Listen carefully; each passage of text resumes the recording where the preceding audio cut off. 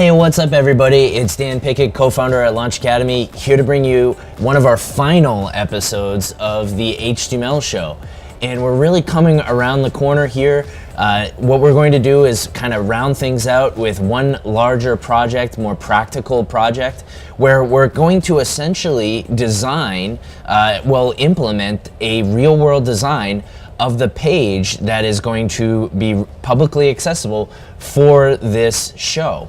So now that we've got all the recordings, Launch Academy as a company, we're ready to put all of these videos on our webpage so that we can help other learners like yourself get familiar with HTML, CSS, and all the wonderful subject matter that we've covered.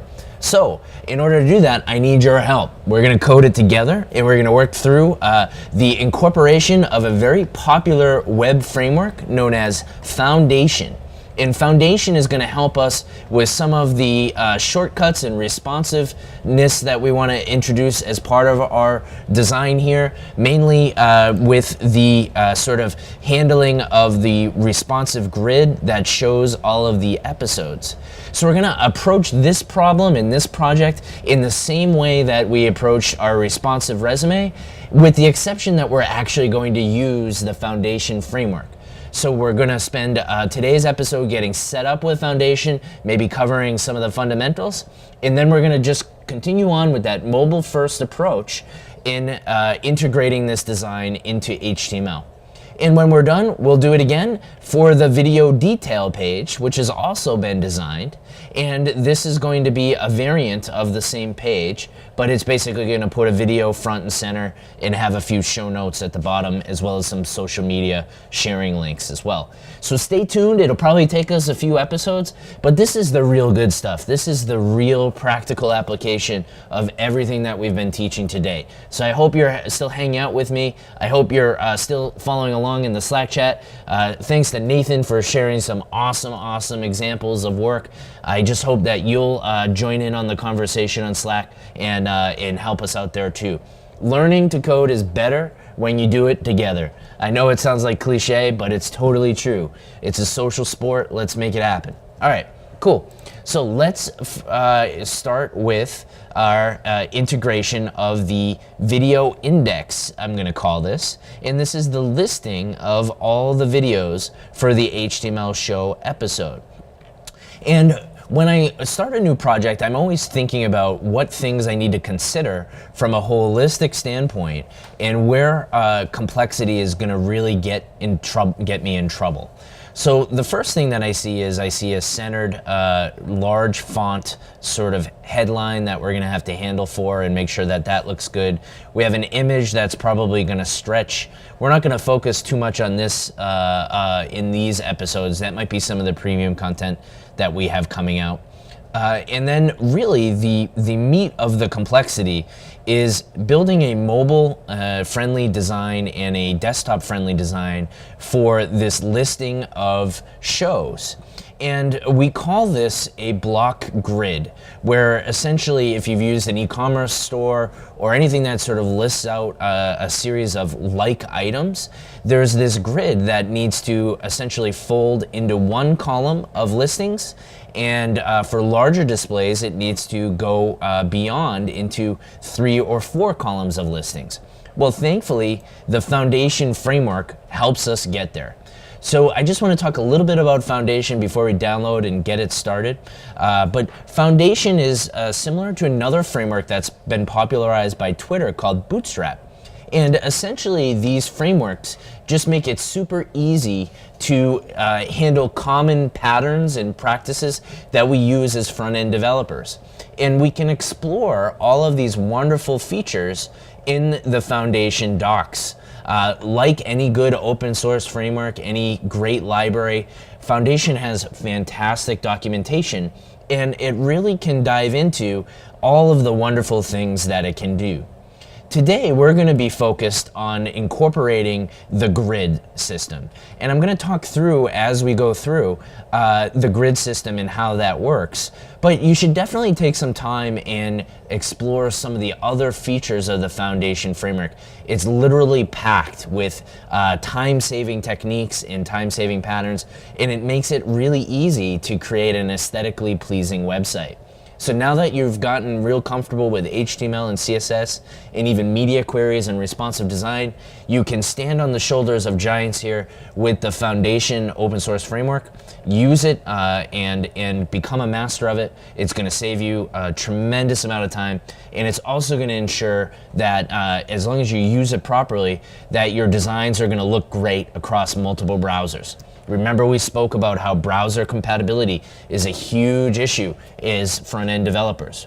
Well, thankfully, the maintainers of the Foundation framework have done a lot of that thinking for us, so we don't have to worry about what this is going to look like in IE7 or IE8 as much as we may if we rolled this HTML and CSS ourselves.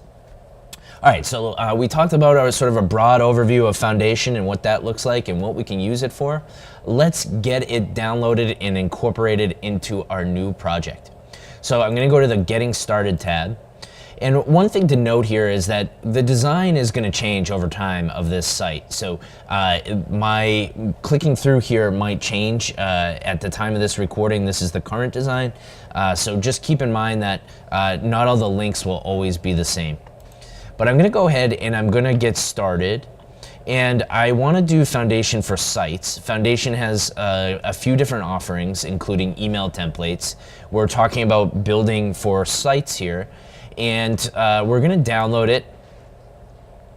And you're going to see all kinds of options. And while we prefer at Launch Academy to work in Sass, we actually have to get some pre-compilation things happening that basically allow us to use SCSS, which is sort of a macro language that's built on top of CSS. That's not really going to fly for the scope of this course. We can cover that in our online program and in our on-campus program, but I only have your attention for a brief amount of time, and we want to get to the brass tacks of HTML and CSS. So what we're going to do is we're just going to download the whole kitchen sink in the form of vanilla CSS and JavaScript. We're not going to actually use any of the JavaScript, but just to demonstrate how we'd integrate this as part of a normal web project, we're going to download everything and get up and running. All right, so I'm going to click this download link. I get a zip with all kinds of good stuff on it. And I'm just going to take all this and I'm going to copy and paste it into my project root. And we're on episode 21. So I'm going to copy all that in. Then I'm going to pull up MAMP. And I'm going to set up my MAMP preferences to point to this new project.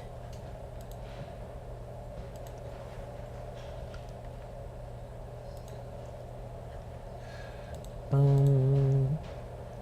We're on episode 21. Going to restart the server. And if all goes well, I should be able to pull up the index and see Foundation rendered. So let's see. Great, awesome. Things look good, all the colors and CSS is coming through, so we're in great shape. So basically, rather than using the HTML5 boilerplate, which Foundation actually bases itself on, we're just starting with the Foundation base template. And if we open that up in our editor, you'll see a lot of boilerplate HTML. And we have the docs to benefit from here, so we don't need all this boilerplate. So I'm going to go ahead and delete all that fun stuff. I'm going to leave all the script tags. And I'm going to change all my relative paths to absolute paths.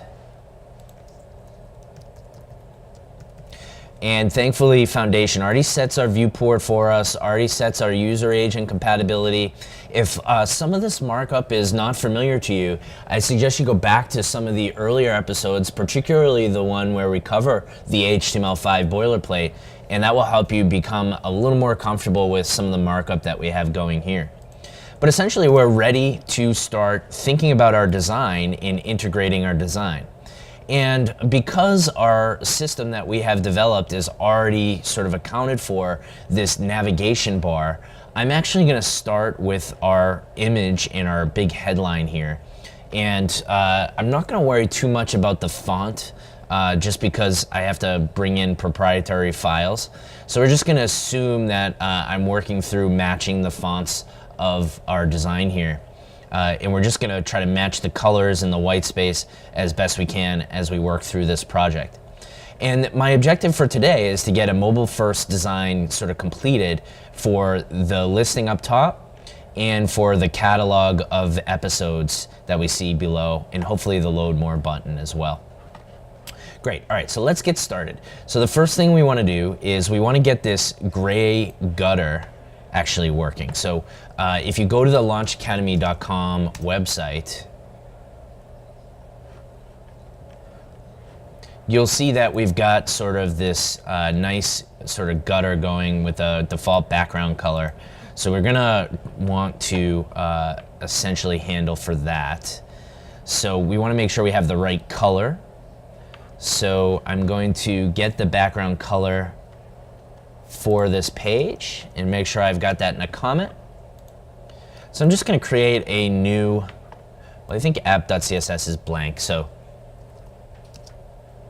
light blue background. Remember, I'm just creating some annotations for myself so that I have an easily referenceable set of colors.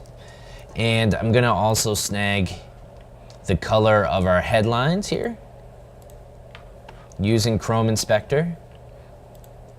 Just grab that nice aqua color that we have. And I spelled aqua wrong, I always do. And let's see what other colors we may need to incorporate with this design. It looks like we need to cover that grayish color. And we're gonna need that pink as well for the play button. Okay. So in order to get that pink color, we can go to the Launch Academy site and grab it from this button here. And we've got the colors that we need to push forward. All right. So now looking at the design, we're ready to tackle sort of our first task, which is getting essentially a black stretch going for the entire layout here. So what we're gonna do is we're gonna create a row, which is a foundation convention here that's basically saying for an entire row, and we can actually set a column as well. And we're gonna say that this is the masthead. And we're gonna have an H1 in here that's gonna say intro to front end development.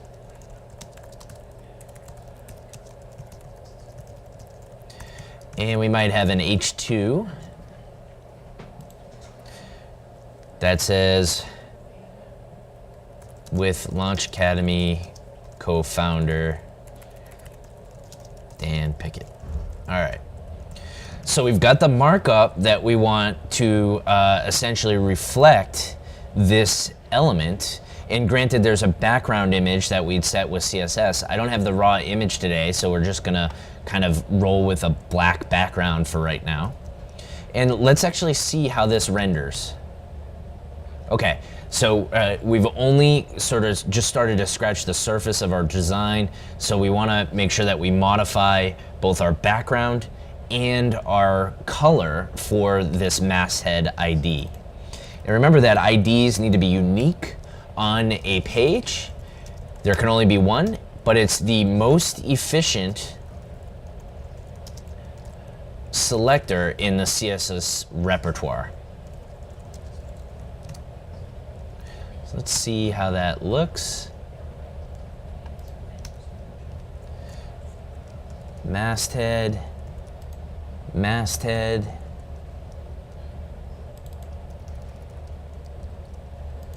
We've got that app.css loaded.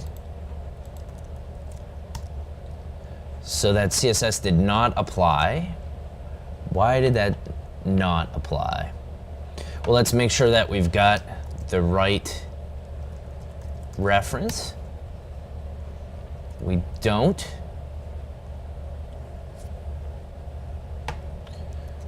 Huh.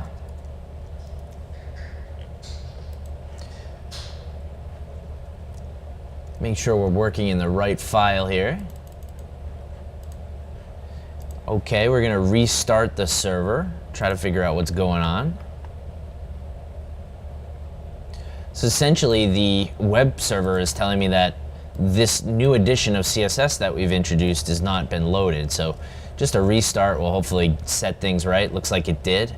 Sometimes the web server just malfunctions in that way. So hopefully we won't run into more headache. We'll have to watch and make sure that our changes are affected. Awesome, okay. So we're making headway. We've got our sort of black on white feel that mimics what we have in the design here. We're gonna wanna make this bolder, and we're gonna want to make this thinner. So we're going to say masthead H1, and we're gonna actually use a larger font weight. Let's bump it up even more, maybe 2.0 REM, see how that works. I'm pretty sure you can adjust the font weight using a metric. Maybe it takes a percentage.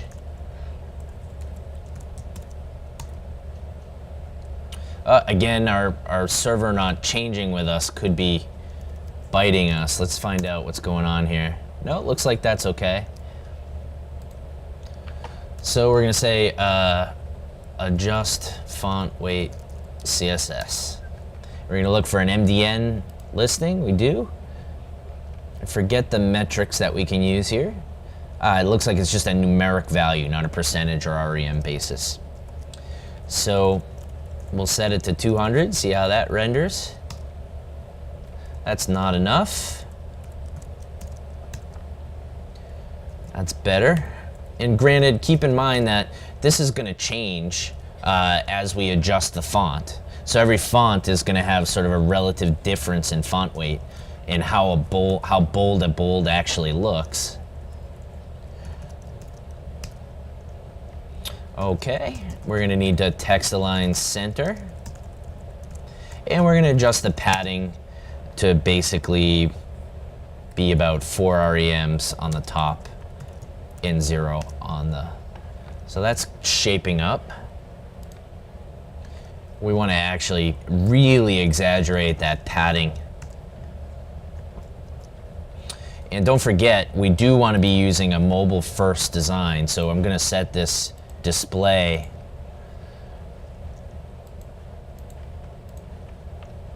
so that we're considering the mobile first design here.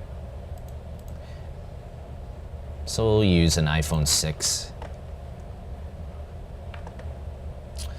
I don't want the Chrome though, so we'll just do a responsive 325.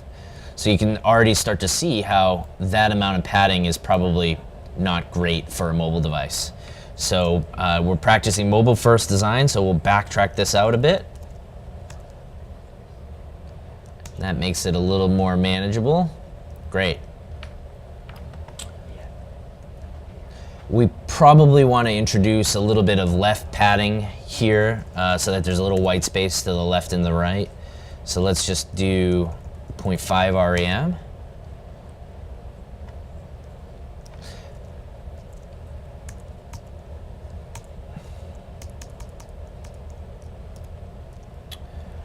And if we're looking at the font, that's okay, though I think I would want actually there to be a sort of a responsive break there, but I think we're okay for where we are right now. And I'm gonna set the body's default background color to that light blue that we talked about.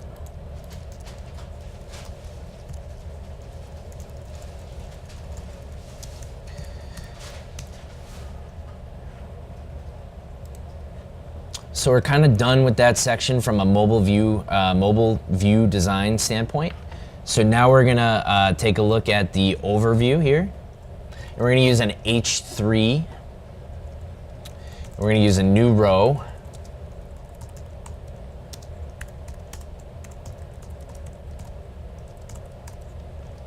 and we're going to say overview. And we know we've got some style work to do here.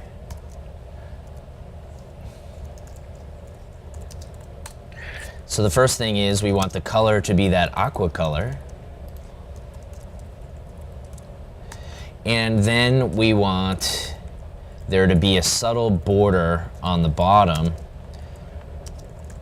And we can use the Launch Academy website to basically get that rule, matching the style of the launchacademy.com site. So let's use the Chrome inspector here to get that color.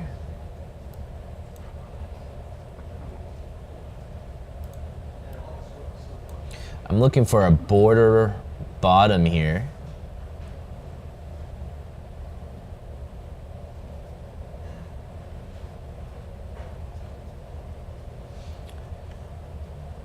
Actually doesn't look like we have it. Oh, this HR actually is doing the trick for us. So that's going to be a CC with a 5 pixel.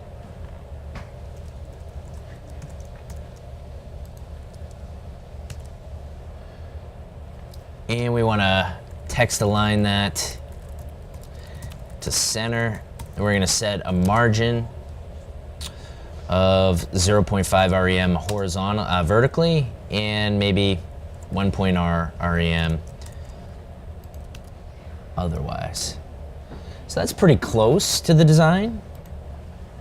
We probably want to add some padding to the bottom here to space out the space between the overview text and the gray border there.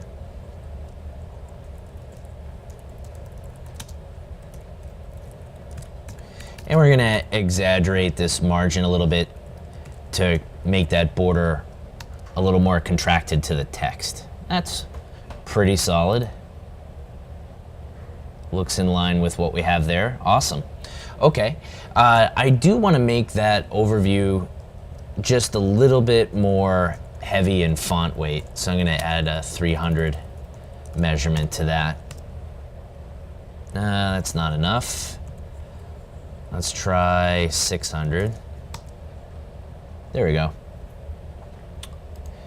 And notice we've got quite a bit of space here between the masthead and the overview.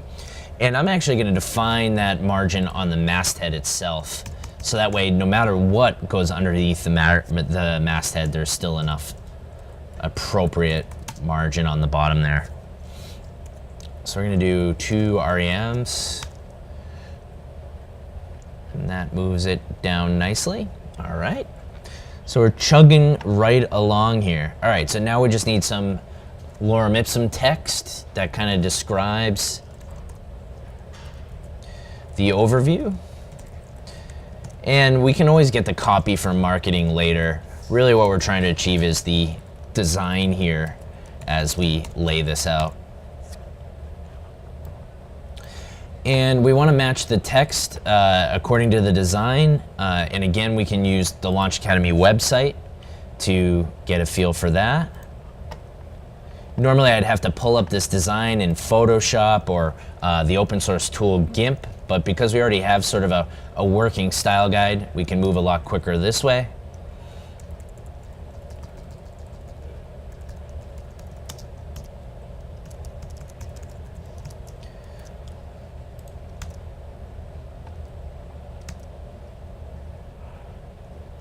All right. And it looks like we kind of have a match of the padding and the margin here on the bottom. So we want to make sure we affect that change on the H3. The paragraph tag itself is actually aligned in the center as well. This selector here is likely too strong for the specific and targeted usage of it right now, but we're going to let our process take us there. We're not going to prematurely optimize. So I'm just going to create sort of an overzealous selector there, and we'll deal with it when the time comes. So that's looking pretty good. Again, we want to match that padding and margin. So on our H3, we're going to have top, right, bottom. So we're going to have 0.5 REMs on the top, 1.5 REMs on the right, and 1.0 REMs on the bottom. And you don't have to have the decimal there, you can just say 1. We'll do the same here. All right, so that increased our white space. And it becomes clear to me, based on what we see here, that based on the design, our H3 needs to be a heck of a lot bigger. So we're gonna make the font size 1.75 REMs. That's a little closer. Why don't we do 2.0 REMs?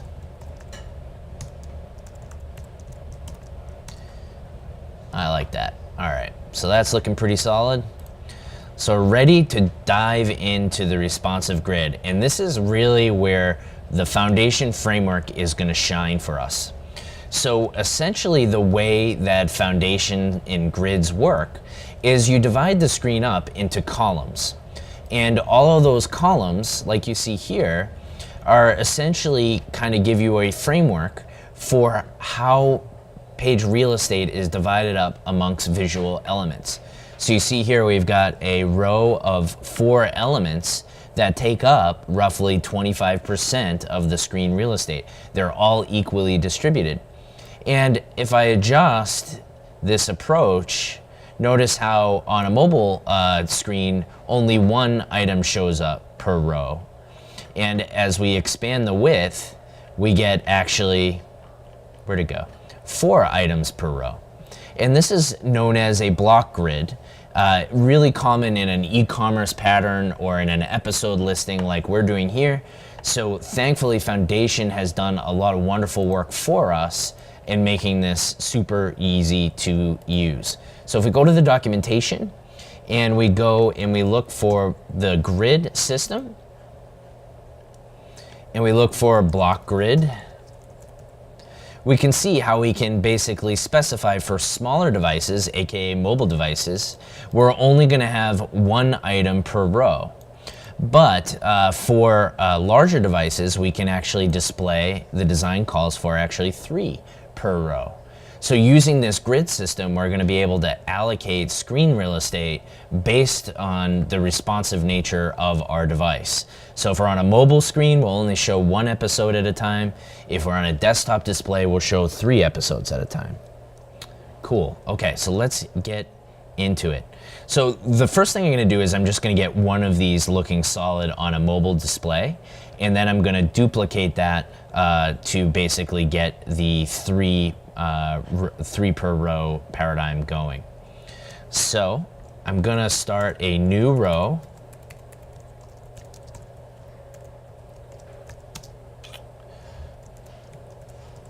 And each episode is going to be a column per the documentation here. And we're going to predefine, and these are classes that Foundation gives us. We're going to predefine these classes. And we're going to actually change this to large up 3. All right, so every episode is going to be a column. And these are all sort of documented standards that the Foundation framework is giving us. And essentially what I'm going to do is I'm going to use a placeholder image for the videos themselves, and then I'm going to use positioning to get us our play button on top of that. So we're going to say div class episode thumbnail. And we're going to use a placeholder image. Placehold.it is this really great service that allows us to just kind of create some standard placeholder images. You'll see what that looks like in just a moment.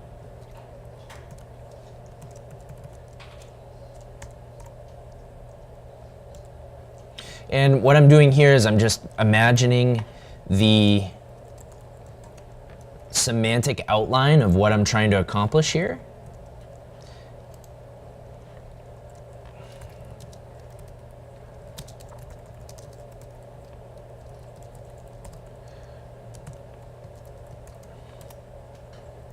And I think we just use filler text here. Yeah.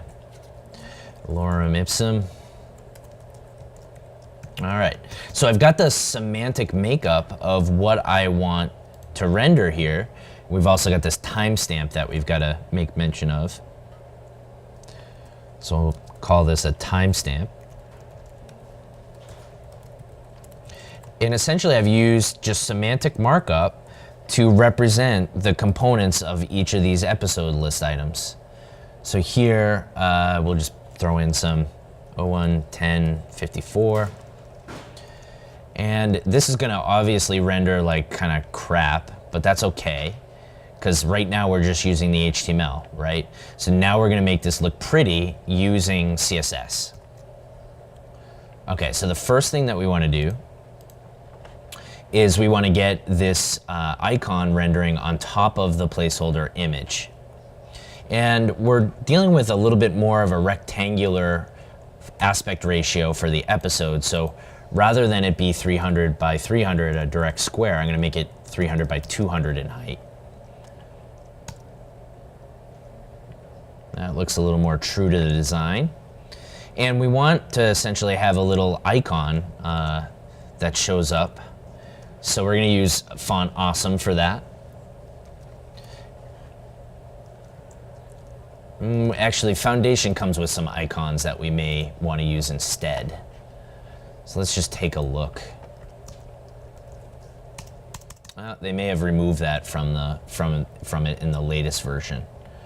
So we have to incorporate Font Awesome. So we're going to go ahead and do that. Go to fontawesome.com, download our icons.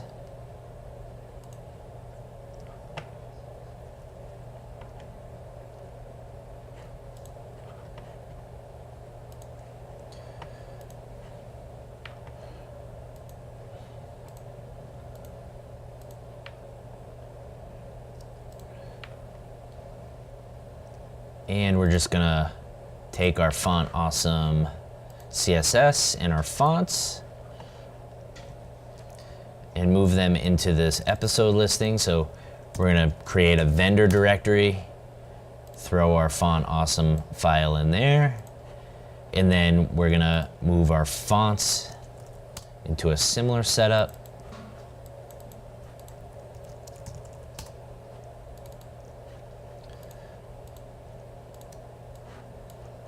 Great, got all those incorporated. Okay, so now I have to actually integrate that new system that I've created here, but we have to change our font paths inside the Font Awesome CSS. Again, using absolute paths here so that we can code with confidence and we can move this CSS file anywhere we want. We've got to introduce that vendor directory though.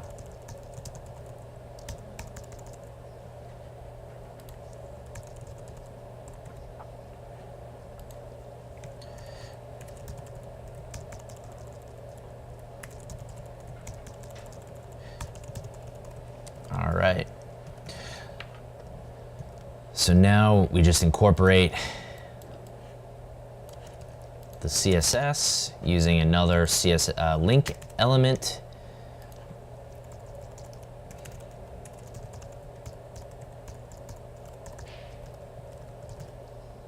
And we're using a hyphen here. All right. So what we want to do here is we want to have a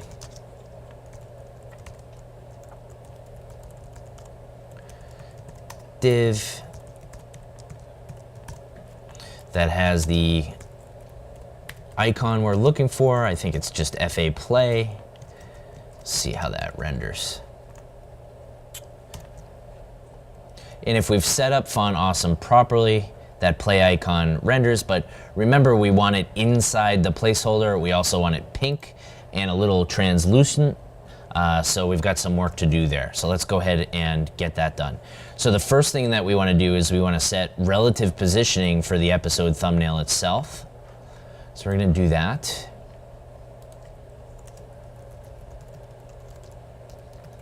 you can see how we're similar to the responsive resume. We're kind of just tackling one problem at a time, right? So it's just really programming in general is just this constant decomposition of a problem. So we started with the huge layout, and then we ended up focusing on one piece and even taking a more granular perspective once we got to the episode listing. And that's really the world of web design and programming in general. Okay, all right, so we want to set the position to relative, and we're going to then set some absolute positioning for the icon overlay. We're going to make the position absolute, and we're going to set the bottom to 0 and the left to 0. So let's see how that renders. And you can see now it's rendering inside the image, which is pretty ideal. But what we want to do is we want to add a little bit of margin and a little bit of padding. And we'll make the font size a little bit bigger as well. So the font size is going to be maybe 2.0 REMs. That's maybe a little too big. Yeah. We're going to make the color white and the background color that pink color.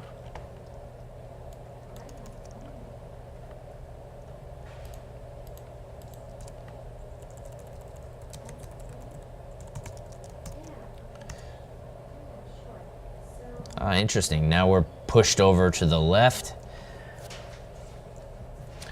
Probably a function of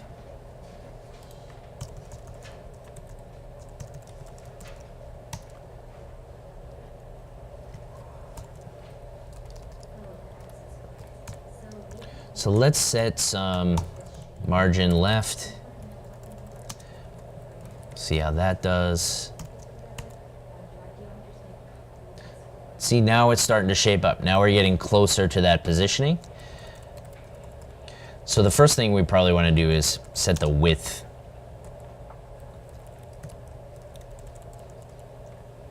to maybe,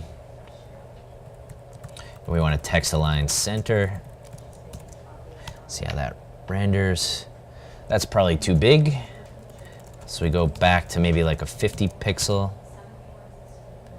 And now that's shaping up. Let's do a 40 pixel. That's looking good. All right, now we're gonna push it up.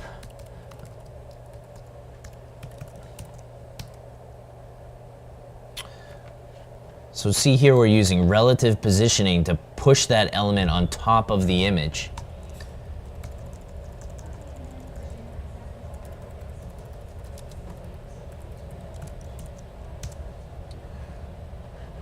And let's see, that's pretty good. Now, one thing that we have to do is actually set the opacity to something less than 1, because notice we've got a little bit of transparency happening on the placeholder image. So we're gonna actually set the opacity style sheet rule to make that a little more translucent. See how the gray is now coming a little through? And then what we also need to do is we need to set the border radius. In fact, I think Font Awesome actually can help us here.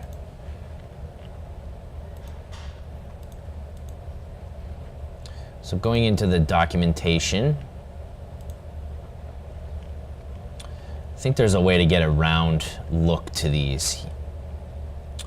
So we have to stack the circle on one another. So we're going to use the stacking system here. So I'm just going to copy this.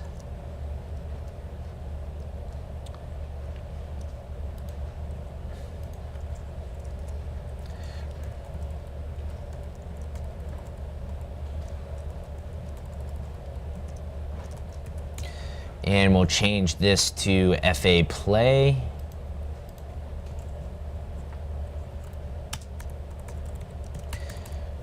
See how that affects things. So now we've got some adjustments to make. We get rid of that FA stack 1x, FA inverse we don't really want. So we want the FA circle to be pink. So we're going to modify that in our CSS.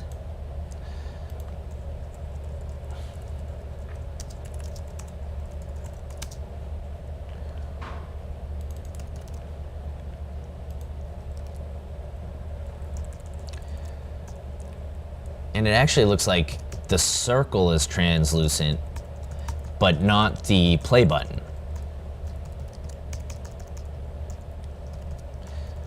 And then we're going to make the FA play white. And we change the font size here to something less crazy because we're using the Font Awesome stacking. And let's get rid of the background color for the icon overlay. See how we do. That's pretty close. Not bad. Not bad. All right, so now I just want to push that so that it's a little more centered. I think we had to cheat this a little bit just to push it a little bit more in the center. Awesome. So that's pretty close to the design. I think we'd want to bring down the font size a little bit of the actual play button.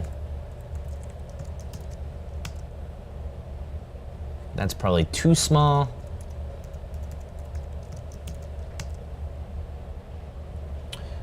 So that's pretty close in line with, we could even do a kind of a, here, let me close this one down. So that's not bad, that's pretty close, right? And you know, granted, if we were doing this in a less quick fashion, I would be kind of measuring this out in GIMP and Photoshop and making sure that we're pretty pixel perfect. It looks like I'm a little off in my vertical white space, so I'm gonna decrease that a little bit. But overall, this is looking pretty solid. Okay, so margin, I'm gonna reduce my margin here to 5 REMs. And compare that again, and we're looking good. Awesome. All right, so I'm gonna finish up this block. So our H4 needs to be that blue color.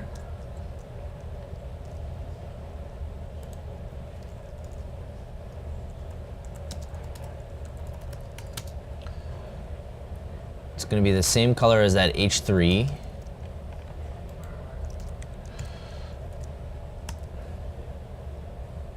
And we need a little more font weight on that.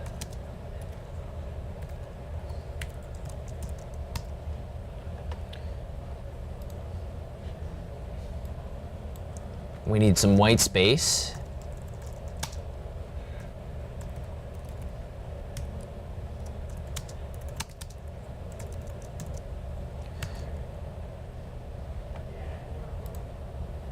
We need some more white space.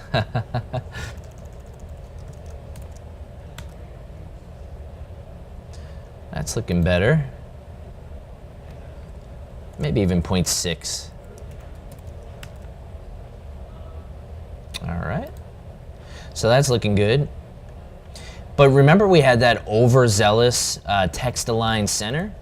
Well, we really need to kind of contain that and make that less of a strong selection. So we're gonna say here that we're gonna create this as an overview ID. And we're gonna scope that text alignment center for that P tag to that particular element. So only for paragraph tags inside the overview div is where we're going to have that center alignment. So now this should align to the left, which it does. We want to bring that text size down considerably.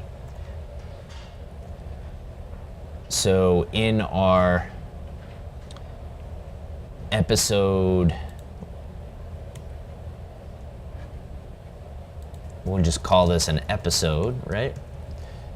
Using semantic names for our CSS classes. And for our p tag, we want the font size to be roughly half the size. Yeah, that's looking pretty good. All right.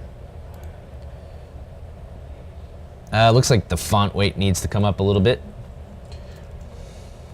Again, this is more a function of the font that we're starting with which I believe is a Helvetica. So that's thin by its very nature. And we're just gonna shorten up the text here a little bit to be more in line with the design. Add a little more font weight to that. And that's looking pretty good. All right, and then all we really need to do is just isolate that timestamp.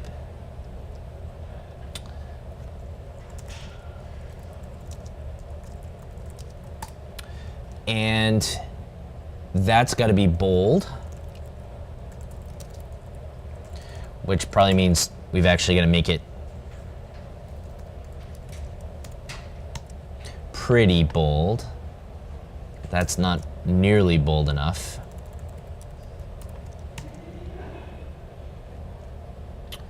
Let's make sure that that rule is actually applying. Oh, looks like it's getting overruled because of my more specific selector here. So I want to qualify that with a p tag.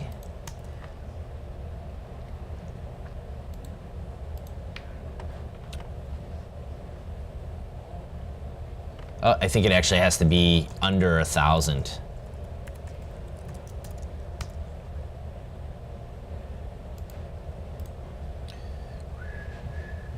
So that's getting applied.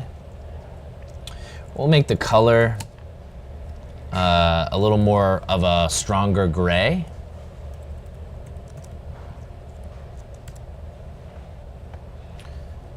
Make it stand out a little more.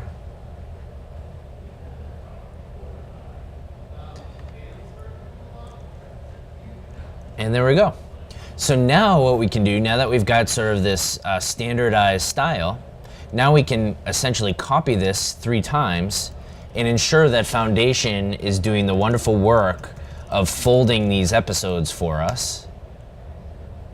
So you can see here how we've got each episode on its own row, and then if I change to a wider display, now I get that 3 column row. So Foundation is really just great at facilitating that for us.